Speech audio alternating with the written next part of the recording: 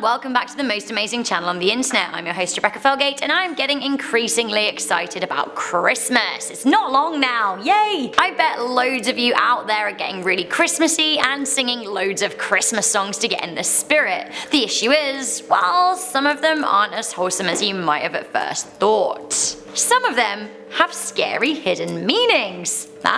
Okay, let's get spooky and festive at the very same time. Okay, so this one made the headlines this year with a number of radio stations refusing to play it. We have Baby It's Cold Outside. Baby It's Cold Outside was written in 1944 by Frank Loesser, so over 70 years ago. The song won an Academy Award, it was that popular and revered.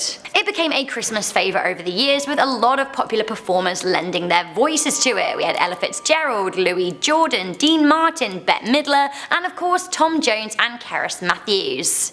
Like I said, it is a Christmas staple, but the lyrics are, well, I guess if you read into them, they're pretty uncomfortable. The call and response between the man and woman is basically her trying to leave, but him asking her to stay and not taking no for an answer. For example, some of the lyrics for the woman go, "I ought to say no, no, no, sir. At least I'm gonna say that I tried. I really can't stay." While the guy says, "Mind if I move in closer? What is the sense in hurting my pride?" And, "Ooh, baby, don't hold out." Mate, I'll hold out if I want to. So there's also the bit where she asks what's in her drink, so, you know.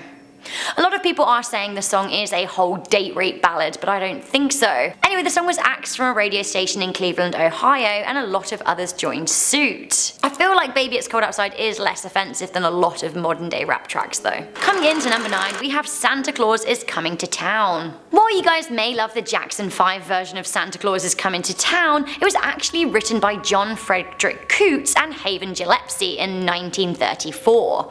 The song is a beloved part of Christmas, but if you listen carefully, it does paint Santa as a pretty ominous force. You better watch out, you better not cry, you better not pout, I'm telling you why. Santa Claus is coming to town. I mean, sure, tell me more about him.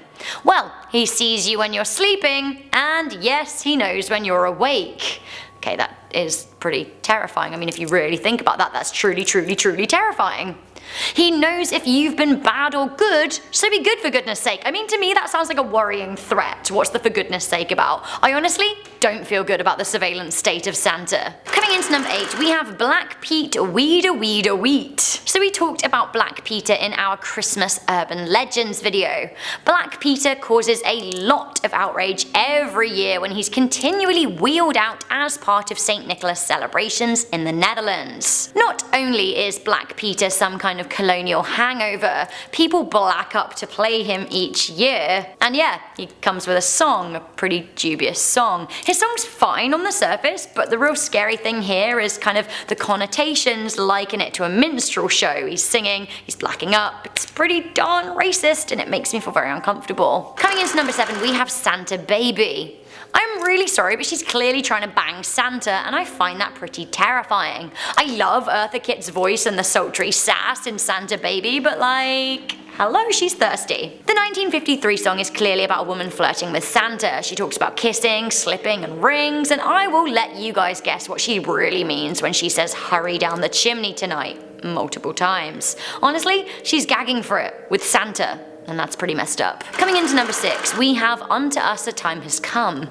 So this is a popular song at Christmas time in Germany. The only problem is that the most popular version of the song at this time of year was a rewrite by a prevalent Nazi, Paul Herman. Herman redrafted this song to remove some of the more religious tones, which were problematic for the Nazi regime. The song itself is harmless, it's about walking in the snow, but the history behind it is much scarier. Coming into number 5, we have the 12 Days of Christmas. It has basically just occurred to me how worrying and overwhelming the 12 Days of Christmas is.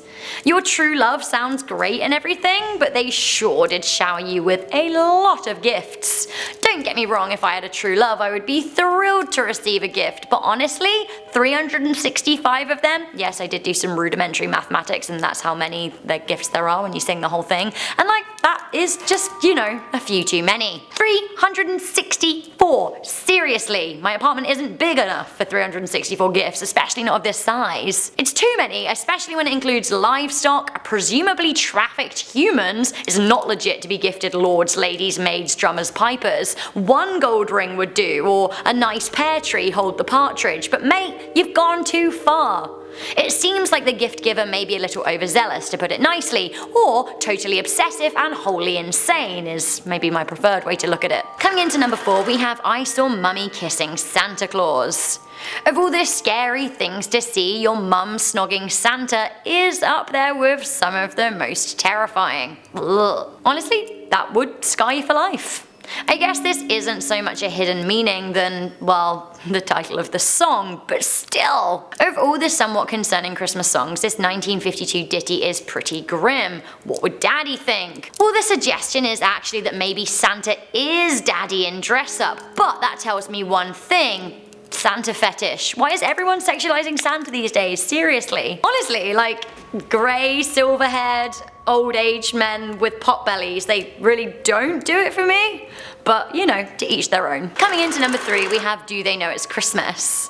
When I was younger, I used to think this song said, feed the birds, let them know it's Christmas time, which basically goes to show how little some people pay attention to lyrics. And also, we should feed the birds because, I was gonna say they're people too. They're birds, but feed them. I honestly would hope now that most adults know Do They Know It's Christmas is a song by Band-Aid, a supergroup rounded up to record the song for charity.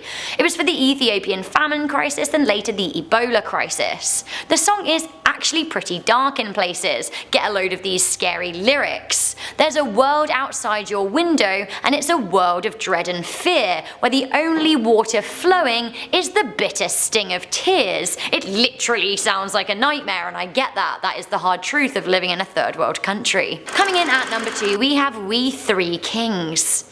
We Three Kings is a lovely traditional Christmas ballad written in 1857. Back then, Christmas was far more focused on religion than Santa, and it didn't so much come wrapped up in a bow as it did highlight the gritty themes of childbirth and sacrifice. We Three Kings is about the three kings from the Nativity who brought gifts of gold, frankincense, and myrrh. Frankincense and myrrh, by the way, were used in burial rituals. Anyway, the song goes, myrrh is mine, its bitter perfume breathes a life of gathering gloom, sorrowing, sighing, bleeding, dying, sealed in the stone-cold tomb. Merry Christmas, everyone! Honestly, that's pretty scary imagery and like, you know, happy holidays, gloom, sorrow, bleeding, dying. Would you like a side of eggnog with that? No? Just me? I'll take it. Finally, at number 1, we have BJORKS JOLAKOTTURINN. Again, I'm sorry Iceland if I pronounced that wrong.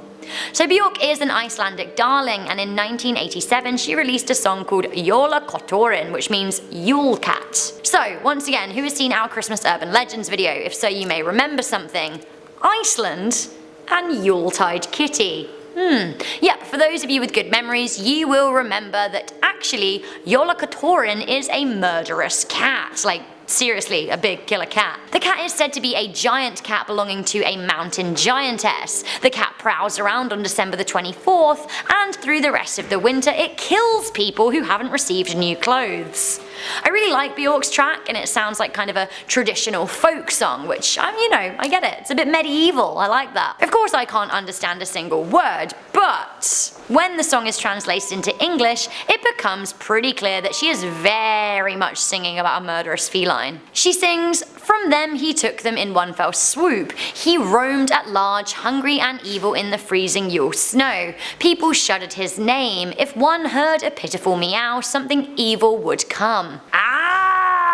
Horror cat, that is terrifying. So that was that. That was the top 10 Christmas songs with scary hidden messages. Which did you find the scariest? A side note, guys, Chocolate Salty Balls by South Park's Chef was very nearly Christmas number 1 in the UK in 1998, so, you know, that's plenty scary considering it's about, you know, salty balls. Do leave me a comment letting me know your favourite Christmas song as well, and before I go I'm just going to read some comments from the dumbest Facebook post part 7. Kerry Ann said, I love these dumbest tweets and Facebook posts. Some people make you worry about humanity. Honestly, don't worry. DJ XO said Facebook is the Walmart of social media. Interesting. What would you say McDonald's is if it were a social media app? I'm gonna go with Snapchat. A floating pineapple wrote, I'm actually addicted to these dumb series. Good, you keep us working. I don't really know how to take this, but Jin Theo said, I wish you were my teacher. Well, thank you, but I guess in some ways I am all of your teachers, you know, hosting like 7 to 10 videos a week, bringing you some educational topics about spooky Christmas songs. Hip hip hooray, what would you do without me? You're welcome. Thank you guys for watching this video. Please do leave a thumbs up and share it with a friend. I'm your host Rebecca Felgate, and I'll see you next time. Bye!